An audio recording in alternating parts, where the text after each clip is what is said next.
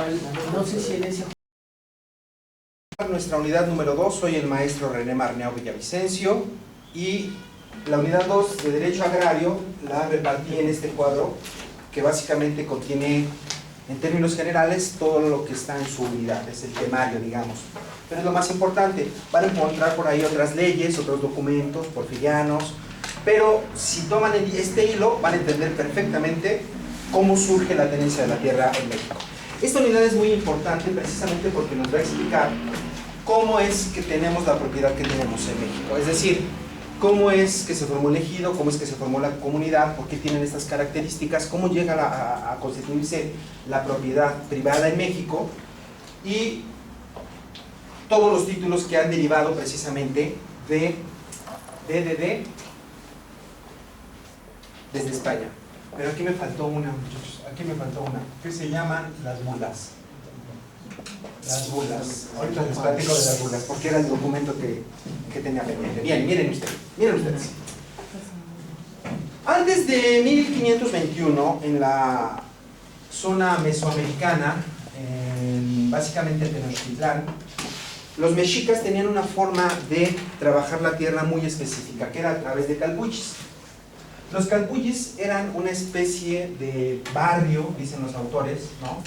Apenas estaba viendo un video de un historiador en México que hablaba mucho de los calpuchis que existieron en la Ciudad de México y en toda Mesoamérica, en donde estos barrios se daba tierra a un grupo de personas, ¿no?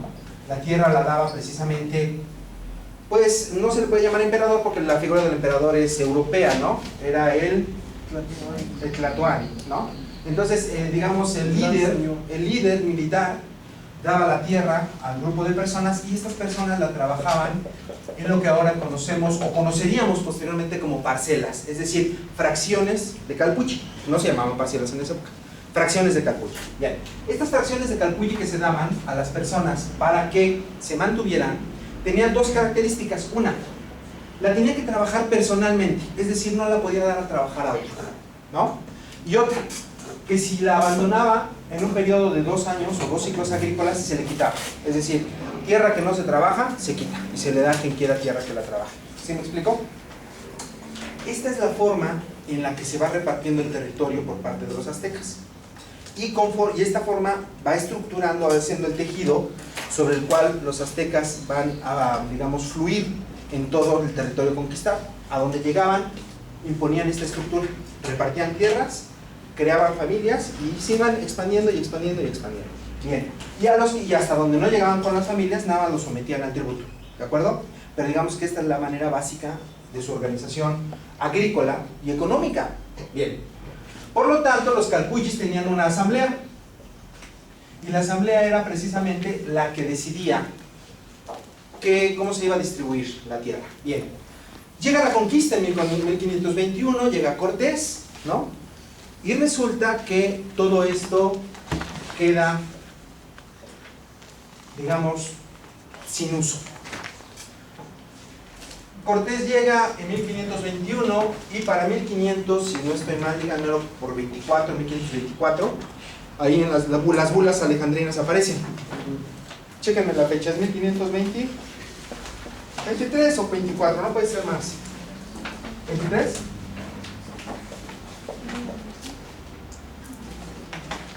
Bueno, ahorita vemos la fecha. Inmediatamente después de realizada la conquista por Hernán Cortés, los españoles tienen que llegar a un acuerdo para justificar su propiedad, ¿sí? ¿Y cuál es la justificación de su propiedad? Necesitan un documento. Y ese documento es el documento que les permite a los demás imperios europeos y cualquier otro imperio excluirlos, ¿no?, de la propiedad. Bien. ¿Qué hacen los reyes españoles? Pues van precisamente con el Papa Alejandro VII, si no estoy mal, VI, y el Papa Alejandro VI les da la tierra. Si ustedes ven en el texto que les mandé en plataforma, en el hipertexto, cuando estamos hablando de las bulas, sale la bula. Ahí hay una bula, ¿no? Y esta bula no es grande, son 2 hojitas, 2 ojitos, si acaso como una carta y media, ¿no? Una hoja y media. Y básicamente la idea es, dice el Papa, bueno, yo soy el representante de Cristo. Y Cristo y Dios es el dueño del mundo. Por lo tanto, yo tengo autoridad para repartir. O sea, el razonamiento bien medieval, ¿no? Bien loco. O sea, el Papa representante de Dios, y por ser representante de Dios reparte la tierra, ¿no? El Papa como un ¿qué será? Administrador de Dios, ¿no? Un administrador de los bienes de Cristo. Bien, entonces, la condición le dice ahí en la misma bula que les digo, que son 3, inter quaetera, y las 3 tienen un día de diferencia, ¿eh? Sí. Son 3, y en las 3, básicamente dice, la tierra que estoy dando, la única condición es que todas las personas que encuentren les deberán enseñar la nueva fe. De ahí la encomienda. De ahí viene la encomienda, ¿no? Desde la misma autorización del documento, es decir, yo te doy la propiedad, pero la condición es conviértelos a la verdadera fe. Bueno. 1493. Porque era cuando España y Portugal. Exacto, 1400. Sí, porque cuando llega Cortés ya llega con la lana. Entonces fue 1400. Entonces estaríamos en Colón aquí, 1400. ¿Cuándo se descubre América? 1492. Colón. El Papa, 1493. Y ya precisamente con estas autorizaciones se produce la conquista. La conquista se produce con unos contratos que ahorita me voy a acordar cómo se llamaban, con los cuales la corona contrataba con empresarios las capitulaciones. Las capitulaciones son los documentos mediante los cuales la corona contrataba con empresarios, y estos empresarios se hacían militares, subían gente de los pueblos a sus barcos y venían a hacer la conquista, ¿no? Si les iba muy bien, les daban la tierra, les daban a los indígenas y la lana para la corona. Si les iba muy mal, pues tantán, ¿no? Era parte del negocio. Entonces, la conquista de América viene precisamente con una visión completamente empresarial, ¿sí? Los conquistadores son eso, empresarios que vienen a buscar tierra, que vienen a buscar dinero y hacer más grande el imperio español. Bien, 1521 Hernán Cortés trata, de hecho hay todo un juicio de Hernán Cortés con la corona, porque precisamente él es yerno de Diego, no recuerdo quién era, digamos, que estaba como jefe militar en la isla de Cuba, que no se llamaba Cuba, y entonces digamos que tienen un conflicto con él, se le pela y viene a realizar la conquista a México, conquista México, pero sin autorización de los reyes españoles. Posteriormente manda sus cartas de relación y le dan lo que viene siendo ahora, lo que es el marquesado del Valle de Oaxaca.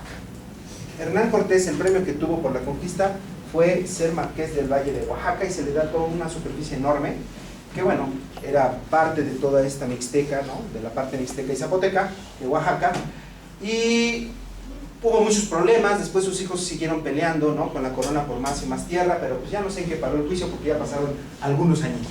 A lo que voy es que los españoles solo hacían negocios con la corona y la corona hacía los contratos. Por cierto, esto de ¿han oído este dicho que dice quemar las naves? Cuando tomas una decisión y quemas las naves, ¿sí? ¿Lo han oído? ¿De dónde viene el dicho? ¿También han oído? Cuando Cortés quemó Veracruz. Cuando llegó a Veracruz, para que no se regresaran a Cuba. Es que más bien le ordena a Diego que tiene que regresar. Exacto. Y finalmente él, para evitar que las tropas se regresen o se le rebelen, queman los barcos. Pues no los quema, yo ya leí las cartas de relación. Lo único que hace Cortés, y es muy listo, es un tipo genial. O sea, a mí me encantan este tipo de hombres, porque de veras, independientemente de que fueron muy crueles, porque lo tenían que hacer como todo empresario, con esta visión, además iban llevando la fe, hacían el favor, le quitó los barrenos al barco, es decir, los tornillos con que amarraban las tablas. Entonces lo único que hizo fue desmantelar los barcos y llevarse las piezas que no podían fundir. Entonces esas las echó, se las llevó y no podían armar los barcos. Cuando regresa a la costa los vuelven a armar, nunca los quema. Nada más le quita las piezas importantes, y ahí están las cartas de relación. Esa carta de relación, ¿saben dónde la hizo? En Tepeaca de la Frontera, lo que es Tepeaca, ahora Puebla. Ahí en el Zócalo de Tepeaca, ustedes van a las orillas de las casas y hay una casa y dice: en este lugar Hernán Cortés realizó su tercera o cuarta carta de relación a los reyes de España. Y ahí está, en Tepeac, aquí la hizo en Puebla esa carta. Y ahí está precisamente la información respecto a que no quema los barcos, ¿no? Nada más le quita los barriles, las piezas importantes, ¿no? Creo que barreno es el agujero, ¿verdad? Sí. Bueno, la pieza donde va el agujero, no son tornillos o no sé qué pieza era, pero no podían armar los barcos, eso es lo que hace Cortés. Bueno, ya está el documento del Papa, ¿no? Y entonces, ¿qué hacen los españoles? Empiezan a generar la propiedad en América, pero con esta visión romana. Porque sabemos que España, ¿no? Es parte de la Hispania de Roma, es la península ibérica, dentro de los dominios romanos, tiene toda una cultura romana. Nuestro lenguaje, ¿no? El español se conoce como lengua romance, porque deriva del latín, y con toda esta costumbre y toda esta religión, precisamente ustedes saben, en el siglo que fue IV, es Constantino, en el siglo II o III de nuestra era, Constantino convierte Roma al cristianismo, ¿no? Entonces, para cuando llegan los españoles, imagínense, ya tenían 1200 años expandiéndose la religión cristiana en Occidente, en esta parte europea. Pues cuando llegan traen toda la tradición romana y toda la tradición cristiana. Con esta visión del mundo llegan y bueno, ¿cómo configuran los españoles la propiedad? Para empezar, la primera institución era la peonía. ¿Y qué es la peonía? Bueno, la peonía es la parte de tierra que se le da al peón. ¿Y quién es el peón? El indígena. No, los españoles vienen. Esta tierra individual es de españoles. Los indígenas están en esta parte, en la colectiva. Los españoles empiezan a repartir la tierra a través de las peonías. ¿Qué es la peonía? Cada 10 minutos hazme así, ¿no? Para que más o menos le vaya calculando. ¿Cuánto tiempo llevamos? 15 minutos. ¿Qué es la peonía? Peonía viene de a pie. El soldado de a pie. Es decir, en estas capitulaciones los militares españoles contrataban gente y había gente que, bueno, decía, pues yo no tengo más que mis pies. Ok, tú eres peón. Y como peón, te voy a dar una superficie de tierra si es que llegamos a buen término, ¿no? Si es que hacemos la conquista y nos da la tierra el rey, ¿no? ¿Qué es la caballería? En este mismo sentido, ¿qué es la caballería? Bueno, yo tengo también caballos. Entonces como traes caballos y es una herramienta importante de militar, tú tienes el doble de la peonía. No recuerdo, ahí en las copias está la superficie, pero es el doble. Al caballero le dan más que al peón, porque precisamente además de llevar su cuerpo y pelear con él, lleva sus instrumentos de lucha. ¿Sí va quedando la idea? Y entonces empiezan a repartir la tierra. Bueno, una vez que peones y caballeros tienen tierra, también los reyes tienen la facultad de dar tierra a españoles por sus méritos y empiezan a regalar la tierra. Se llaman suertes, ¿no? Las suertes es la tierra que regalaban los españoles solamente para, digamos, poblar, ¿no? Tenemos tierra en América, necesitamos gente que vaya a poblar, ya no tienen que luchar. Les regalo la tierra. Esas eran las suertes. Bien. Y entonces se van expidiendo documentos que van generando la propiedad en México. Pero el documento madre es la bula papal. De este documento madre se van derivando las capitulaciones y de las capitulaciones las propiedades. ¿Sí me explico? ¿Cómo se va generando la propiedad? Bien. También, ya cuando había propietarios, se realizan compra-venta de superficies y se van fraccionando estas grandes propiedades. Y por supuesto también tenemos la figura de la usucapión, ¿no? Que es completamente romana. Españoles que ya tenían sus juzgados, señalaban superficies de tierra y las iban adquiriendo. ¿Sí va quedando la idea? Así es como se forma, digamos, la propiedad española, con esta visión, por supuesto, empresarial, con peones y caballeros, y también con los regalos reales. ¿Sí? Bien. Pero también hay una propiedad colectiva en la Nueva España. Esta es la propiedad, digamos, individual. La propiedad colectiva, ¿cuál es? Bueno, había una superficie que se le llamaba dehesa. La dehesa era una superficie, bueno, ustedes saben que existen la recopilación de las leyes de Indias. ¿Sí han oído hablar de estos documentos? Había un consejo en Sevilla, que era el Consejo de Indias, que se encargaba de legislar todos los asuntos de la Nueva España. Cuando estuve yo en Salamanca, en España, me enseñaron muchas de las codificaciones y muchos de los reglamentos que hacían y divisiones geográficas que hacían los españoles precisamente para ir generando la propiedad.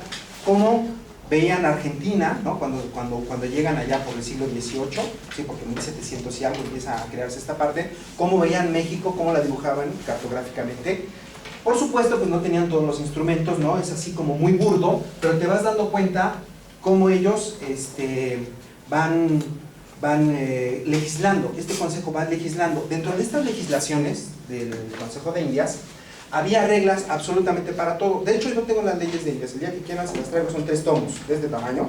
Y tiene absolutamente toda la legislación de la corona española de 1520 y algo, que se funda el Consejo, no, un poquito más adelante, hasta 1800, cuando se pierde Cuba, ¿qué será? Como 1880.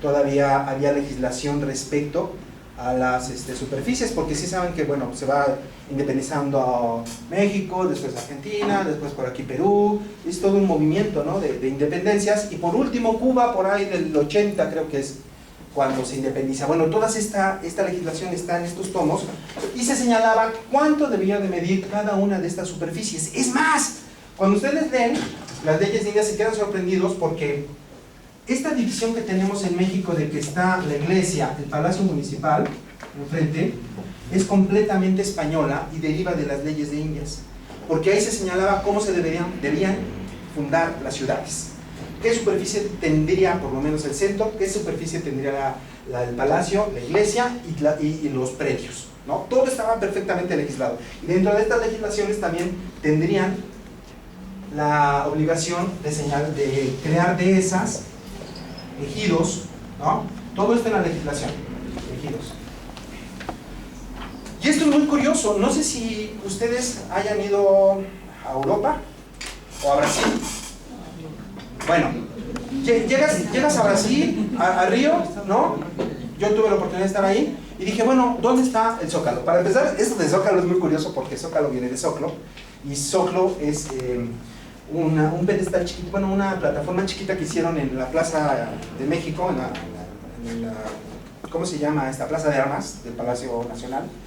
Y entonces hicieron esa plataforma para poner ahí un monumento. Resulta que nunca hicieron el monumento y quedó el Zócalo, o sea, esto, ¿no? El Zócalo, por eso le pusieron Zócalo. Se quedó de Zócalo, le llegó a Zócalo. Y esta palabra solo es usada aquí cerca de México, Puebla, tal vez Tlaxcala, no sé, esta parte, ¿no? Pero tú vas al norte, preguntas por el Zócalo, Sonora, por ejemplo, ¿qué Zócalo qué? Este lugar donde está la iglesia, la Plaza de Armas, perdón, la Plaza de Armas. Bueno, llegas a Río y entonces dices, bueno, ¿y dónde está el Zócalo? Bueno, para empezar no hay Zócalo, ¿no? Bueno, pues ya déjame, ¿dónde está la Plaza de Armas? ¿Qué es eso? No hay Plaza de Armas. ¿Dónde está la catedral? Pues por allá. Y llegas a la catedral y todas las casas alrededor, ¿no? Y el Palacio Municipal, pues por allá. Llegas al Palacio Municipal y casas alrededor y dices, oye, ¿qué onda? ¿Por qué no hay un Zócalo aquí, los arbolitos, todo esto? Porque es español. Los portugueses no tuvieron ese Consejo de Indias y no legislaron todo esto. Solo los españoles. Entonces, ustedes van a América, van a Sudamérica, van a Argentina, van a Perú, van a Colombia y van a encontrar esto. Esta estructura completamente española. El poder religioso, el poder secular o civil y el espacio colectivo, ¿no? Y esto es muy padre para nosotros, ¿saben por qué? Porque nos da un referente. O sea, cuando tú llegas a una ciudad dices, ¿dónde está el centro? Y del centro parto. Estoy al sur, estoy al norte, estoy al oriente, ¿dónde estoy? ¿No? Eso tenemos mucho nosotros, de la ubicación. Es que eso está hacia el sur ¿de qué? Pues siempre este es tu punto de referencia, ¿no? Bueno, esto es así como que la idea para que entiendan cómo es que se legisla todo esto en las leyes de Indias. Pues bien, dentro de las leyes de Indias está la dehesa, que es una superficie que se da para ganado español, para la alimentación del ganado español, ¿sí? Tendría unas medidas específicas que no las recuerdo, pero estaba legislado. Y también la legislación, en el hipertexto lo van a encontrar, se tendrían que señalar ejidos. ¿Y qué eran los ejidos? Lo que tú me dijiste. Ejido viene de exitus, no sé dónde vaya el acento, exitus, pero significa salida, ¿no? No lleva porque viene de latín. Sí, pero hay acentos ortográficos y prosódicos. Y los prosódicos no se apuntan, pero se pronuncian. En inglés es exit. Exactamente. Bueno, estos terrenos, denominados ejidos, servían para dos cosas, pero básicamente eran para esparcimiento. Eran los terrenos para ir a descansar, para ir a comer, para ir a jugar, ¿no? Donde las familias se reunían. Esa era, digamos, ese es el origen del ejido en América. ¿Queda claro? Los terrenos a la salida para que descanse la gente. También legislado. Estamos hablando de superficies enormes en esa época que podían darse y repartirse como quisieran porque había muchísima tierra, ¿no? Entonces, creaban todas estas figuras. Y esto, por supuesto, es colectivo. Esto es colectivo, es tierra de todos, ¿no? Pero hay una tierra de todos también, pero de tipo indígena. Ojo, las mercedes reales, que también son documentos españoles, son estos. Yo tuve la oportunidad de conocer estos documentos. Estos documentos, es más, yo tuve en mis manos un documento de 1700 y algo con el quinto real, que es el sello que se le ponía por el impuesto que se pagaba, con el mismo documento, que es ahora lo que pagamos por el pago del papel. Ajá. Esto desde España viene siendo. Y entonces tenía su sellito y unos me daban ganas de robármelos. Por lo menos una hoja, robarme una hoja. Eran de un poblado que se llamaba Camotlán. Y está junto a Guajuapan de León. Por cierto, yo encontré unos títulos virreinales perdidos. Resulta que había un pueblito que se llamaba San Miguel Huautla. No Huautla de Jiménez, no, Huautla de Jiménez. ¿Cuál es la de María Sabina? La de los hongos. ¿San Miguel Huautla o Huautla de Jiménez? Sí. Creo que es de Jiménez. Creo que es de Jiménez. No. Bueno, este pueblo se llamaba Huautla y está en el distrito de Guajuapan de León. Y entonces don Jerónimo, que era el comisariado de bienes comunales, era un tipazo, un tipo bigotón, así como Zapata. Era un bigote así tupido y un tipo respetuoso, correcto, chulada de viejo, ¿no? Entonces me decía, entonces a mí me pasaron su expediente para resolver un asunto, era Huautla, no recuerdo contra qué poblado. Entonces don Jerónimo llegaba y me decía, oiga licenciado, fíjese que yo, mi padre perdió los títulos de la comunidad. No sabemos en dónde está y queremos pelear con esos títulos. ¿Ya vieron la del gringo viejo? Ya les dije que la vean desde la vez pasada. Eran esos títulos de los que él habla. Y le digo, ¿y estos títulos, don Jerónimo, cómo fue? Dice, es que se los dio un licenciado y por ahí, quién sabe, se quedó licenciado con ellos. Bueno, pues vamos a ver. Entonces, pobrecito, la verdad tardé como un año en encontrárselos porque era un expediente como de 12 cajas, así. Y había que checar hojita por hojita, hojita por hojita, ¿no? Y entonces pasaban los meses y iba don Jerónimo, ¿qué pasó, licenciado? No, don Jerónimo, no encuentro nada. Le digo, ¿por qué no manda a su abogado? Yo le pongo el expediente, búsquelo.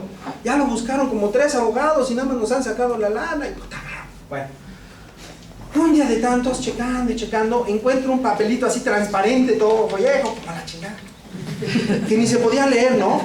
Y que veo, por este medio le doy a una notaría pública, la 4 que es en México, 3 o 4. Le entrego los títulos virreinales desde el pueblo de San Miguel. ¡Wow! ¡Lo encontré! La notaría, cabrón, los tiene la notaría. Resulta que el papá de don Jerónimo, y me hablaba de la carpeta negra, y todo el pueblo hablaba así como el mito de la carpeta negra. La carpeta era la que tenía los documentos. Entonces, mando oficio a la notaría, le digo, por escrito número tal, de fecha tal, fulano de tal te entregó, mándame los documentos, ¿no? Te apercibo si no te multo. Pum. Don Jerónimo, ya los encontré. Entonces va don Jerónimo feliz, ¿no? Y me dice, ¿y qué pasó? Me contesta la notaría, hace como 50 años los mandamos al registro general de notarías, porque cada 5 años tienen que estar mandando todos sus archivos y libros y todo al registro general. Ay, la madre, bueno, registro general de México, mándame los títulos virreinales de la comunidad de San Miguel. Me contesta, no te los puedo mandar porque por la ley pasan a ser propiedad del registro, pero sí te puedo dar copias certificadas, y me las manda.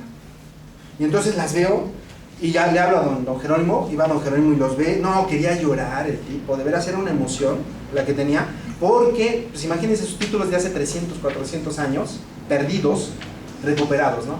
Entonces le digo, mire don Jera, nada más le pude conseguir las copias certificadas, pero vaya usted al registro y véalos, y sí, se fue con 3, 4 personas, se fueron a México y pudieron encontrar la dichosa carpeta negra. Bueno, estos títulos virreinales son los regalos, por eso se llaman Mercedes Reales, Mercedes Regalo. Son los regalos de la corona española, pero a los pueblos indígenas leales. A los que no eran leales, por supuesto, los masacraban. Pero los que eran leales, les decían, cámara, ¿no? Cámara, va, Bambi, ¿no? Ahí te van tus títulos porque te portaste bien. Y entonces les daban estos títulos que sí, que lo voy a pasar aquí. Estos títulos son de Chignautla, es un poblado que está junto a Teciutlán, y son de 1500, ¿no? Nada más pude conseguir copias simples. Se los doy para que los vean. Aquí en la cámara, no sé si se vea. Son manuscritos. Les van a robar una hoja ahorita, ¿no? Cuando llegue ya 5 horas se las quitaron. ¿Ahí se ven? Profe, Sí. pero una pregunta, aquí Mercedes está como propiedad individual.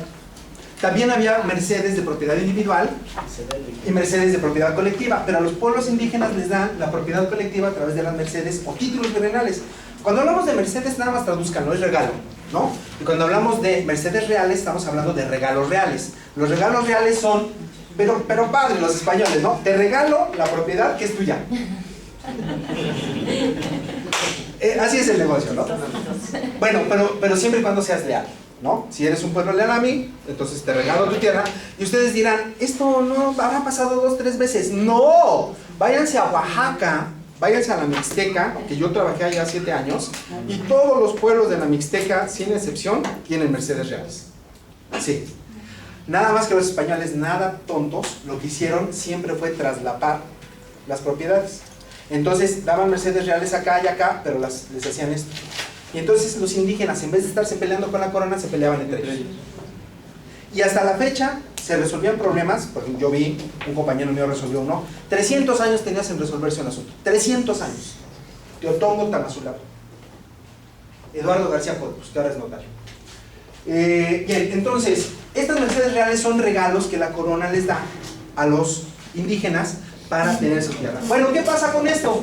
En 1810 viene la independencia, viene el movimiento de independencia, y ustedes dirán, ¿cambió todo? Pues no cambió nada. No cambió absolutamente nada, porque nada más los que acceden al poder son los criollos, ¿no? Es decir, en los territorios españoles, quien dominaba, quien controlaba, siempre tenían que ser españoles. No podían ser criollos. Entonces, el descontento es, bueno, ¿y por qué si yo soy hijo de español, no puedo gobernar? Allende, Aldama, Basolo, ¿no? ¿Por qué? Si nosotros somos hijos de españoles. Bueno, resulta que había disposición expresa, tendría que ser todo el control desde España. Esta lucha criolla es lo que hace que se desprenda, ¿no?, México de la corona. Para 1821, la entrada del ejército Trigarante, Iturbide, toda esa historia que ustedes ya saben. No cambia absolutamente nada porque queda constituida la propiedad, siguen con el pensamiento español, ¿no? Para 1824 ya tenemos una constitución, pero es una constitución que no tiene, digamos, eficacia. ¿Se acuerdan esto que les explicaba de Kelsen, de validez y eficacia? Una norma es válida porque proviene de otra norma válida, pero también, dice Kelsen, el segundo elemento es que además de la validez, es que sea eficaz, que se cumpla. Esta ley nunca se cumplió, ¿no? Para 1856 está la lucha entre liberales y conservadores. En este momento está Lerdo de Tejada, está Juárez, está Melchor Ocampo, está todo Juárez y sus secuaces, ¿no? Los liberales, claro, en contra de los conservadores. Y para 1856, Ignacio Comonfort decreta la ley de desamortización de bienes de la iglesia. Yo les comentaba que en esa época, más o menos, 3/4 partes del territorio nacional está en manos de la iglesia. ¿Qué dice Ignacio Comonfort? Vamos a generar una ley. Esta ley va a desmantelar la propiedad de la iglesia y se la va a dar a los arrendadores, porque la iglesia o la tenía parada o la tenía arrendada, ¿no? Entonces, cualquier persona que esté arrendando o que esté en posesión de bienes, los tiene que denunciar. Es decir, a través de un denuncio, es decir, un trámite que se hacía en un juzgado civil, se iba y se decía, oye, yo estoy arrendando las tierras del paraje de Tres Pinos. Ok, lo quiero en propiedad. Se hacía la medición y a la persona se le vendía a la mitad de lo que valía. Y entonces, pues, todo el mundo empezó a denunciar. Y esto lo que hizo fue quitarle la propiedad a la iglesia, y de este dinero el Estado recibía, ¿no? Empezaba a llenarse. Digamos, he oído por varios autores que el gobierno juarista ha sido el gobierno más pobre de toda la historia, ¿no? De toda la historia de México es el gobierno más pobre. ¿Cuántos dan? ¿Sí? Ah, no, 30. ¿Cuántos van? ¿20? ¿30? 30. ¡30! No la pagues, no la pagues. No, ¿Cuántos van? ya perdí. Aquí se ve. A ver. Sí. 30. Ok. Cada 10 hacen así. Y si no tú, quien sea, ¿no? Nada más me hacen así. O me hacen así. O sí.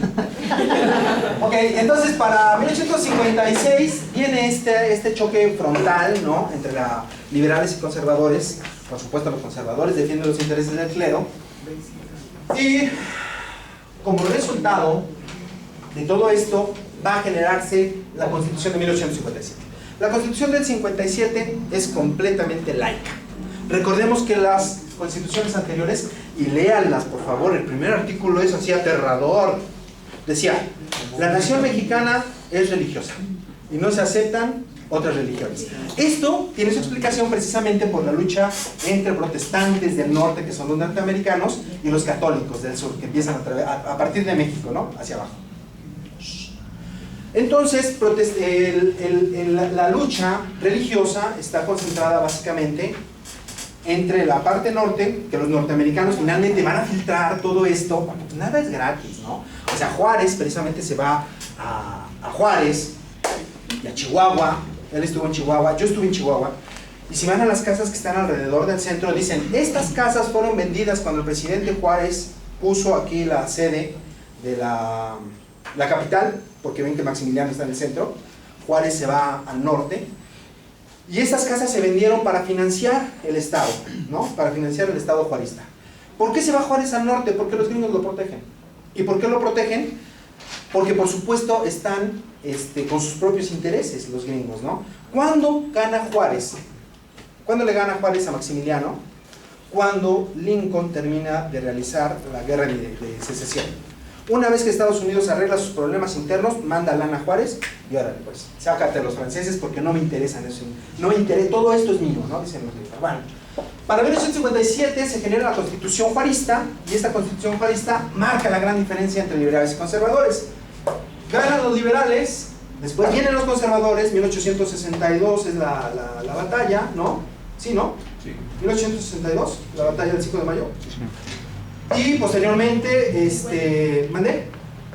Dímelo. No, me equivoqué. Ok, 1862 está Maximiliano y posteriormente Juárez retoma el poder, pero ahí era el gran momento en que había dos grandes gobiernos. El juarista, pobre, marginado, y el de Maximiliano en el centro, dominando.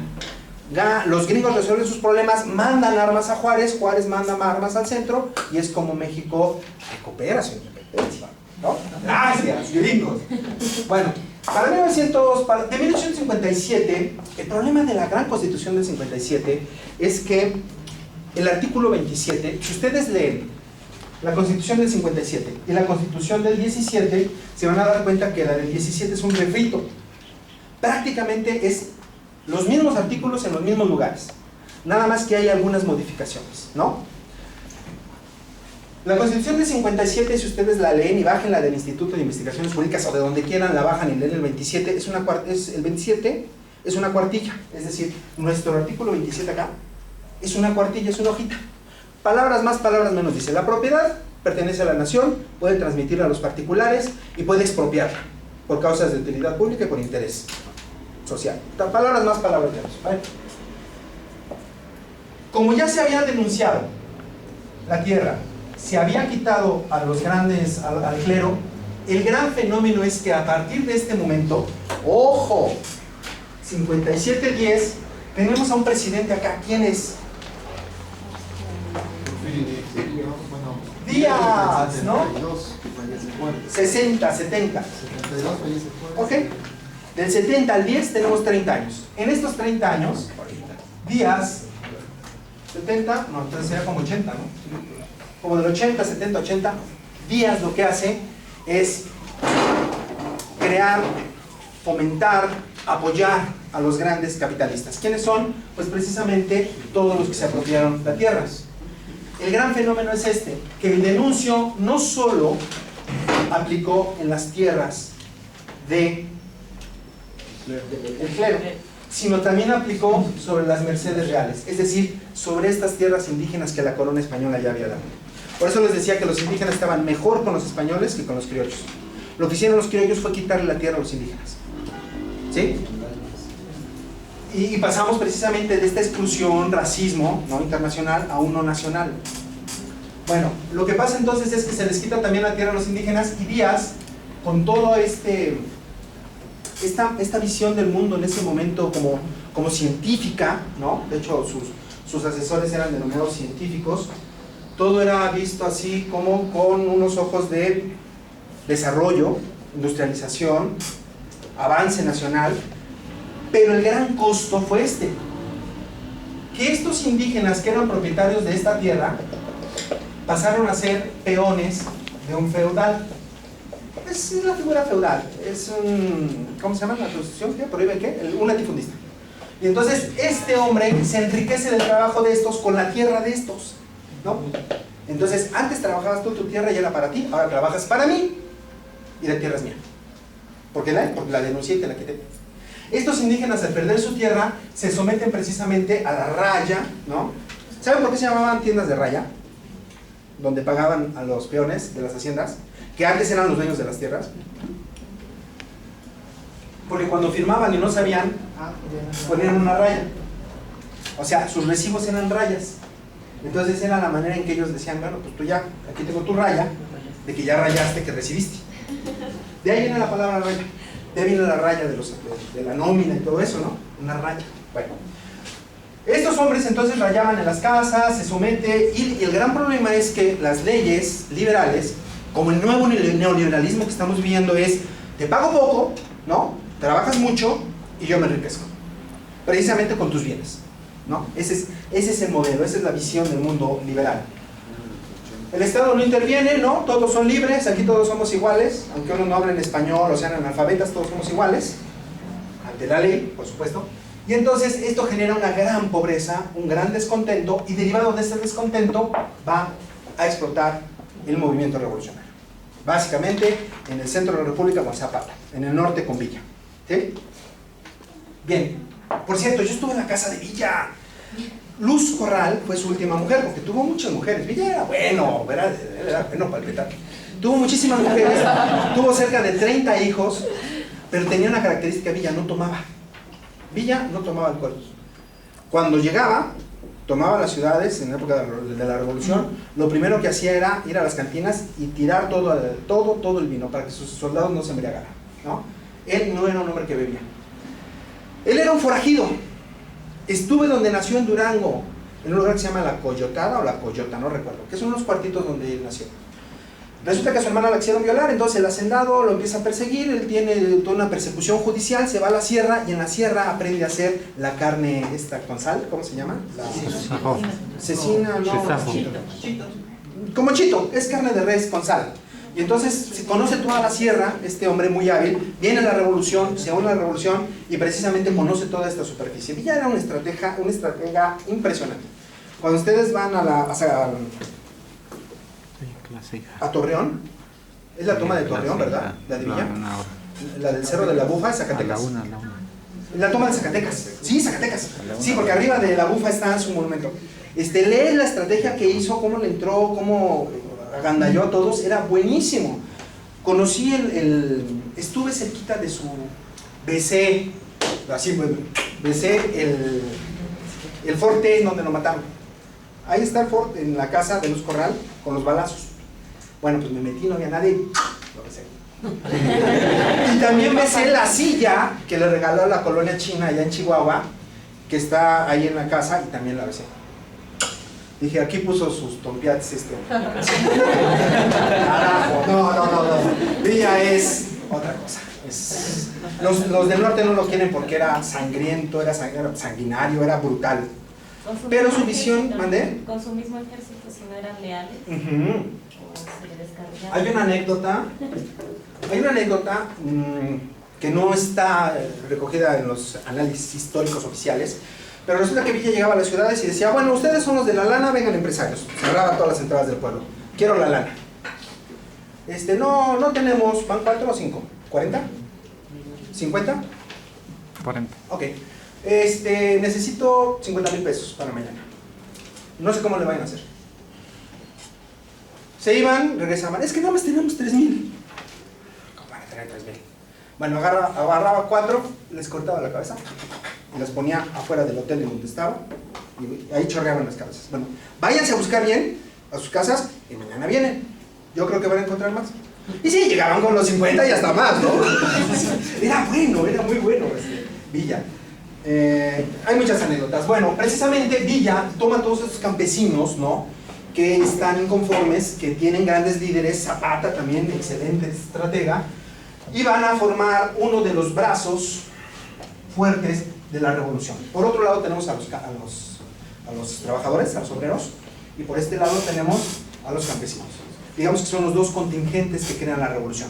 Esto va a formar dos grandes artículos, el 27 y el 123, ¿no? Bueno, un antecedente del reparto agrario. Para 1915 Carranza está en el poder, está en el puerto de Veracruz, y lanza un decreto, y dice Carranza, no va a parar la revolución hasta que repartamos la tierra, tenemos que soltarla. ¿Por qué? Bueno, Madero, pobrecito de Madero. Madero era un buen hombre, de veras, lean su vida, y es un ternurito, ¿no? Creía en la ley, creía en la bondad del hombre. Madero muere por una causa básica, por ingenuo. Lo que Madero tuvo que hacer cuando llega al poder es quitar a toda la gente que tenía alrededor, que son los representantes de los empresarios, ¿no? Huerta, militar, es representante de la burguesía de ese momento, rodearse de gente malvada como Felipe Ángeles, ¿no?, que era un gran militar, pero era leal y tenía también buenos tompiates. Finalmente lo pusieron en Chihuahua, qué pobre. Yo conocí a su nieta, buena onda. Y entonces, no, sí, mi amiga, no, buena onda, respetuoso. Y entonces, porque luego dices, es YouTube, oye, andan diciendo, buena onda. Y entonces Felipe Ángeles muere en Chihuahua y a Madero lo mata Huerta, ¿no?, en 1912-13.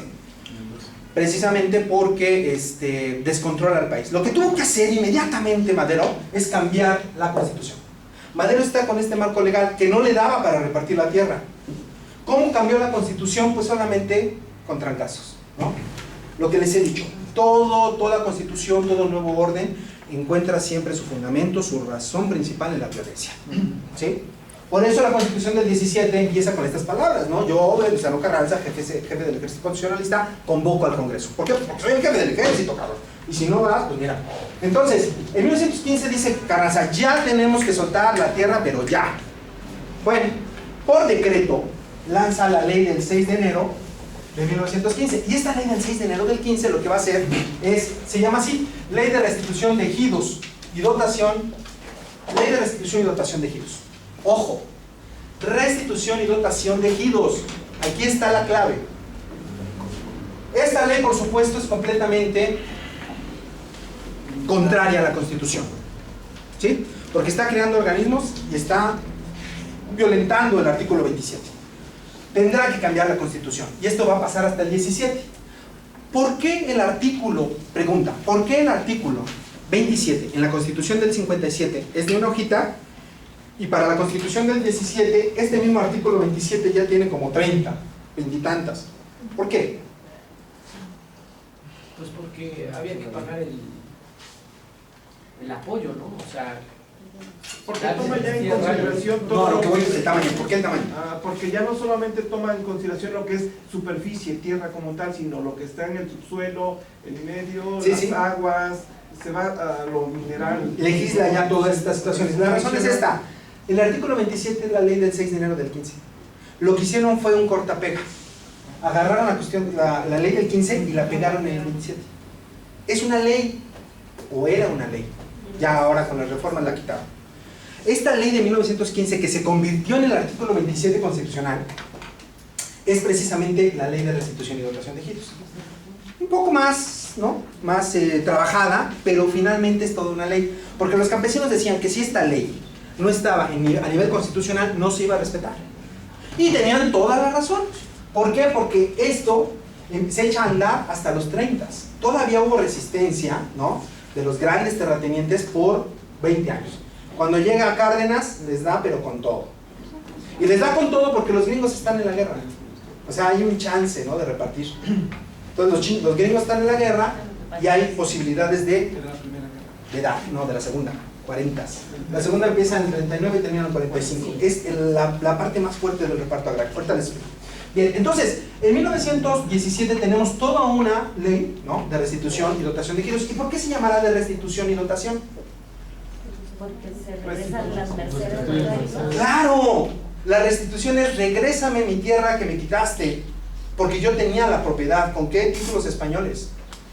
¿No? Y si ya no me la puedes restituir, dótame, dame. Por eso se llama restitución es dar y dotar. Perdón, restitución es devolver y dotar es dar. Entonces, o me dotas o me restituyes, pero dame tierra. Y esta ley de ejidos crea precisamente lo que conocemos actualmente como el ejido.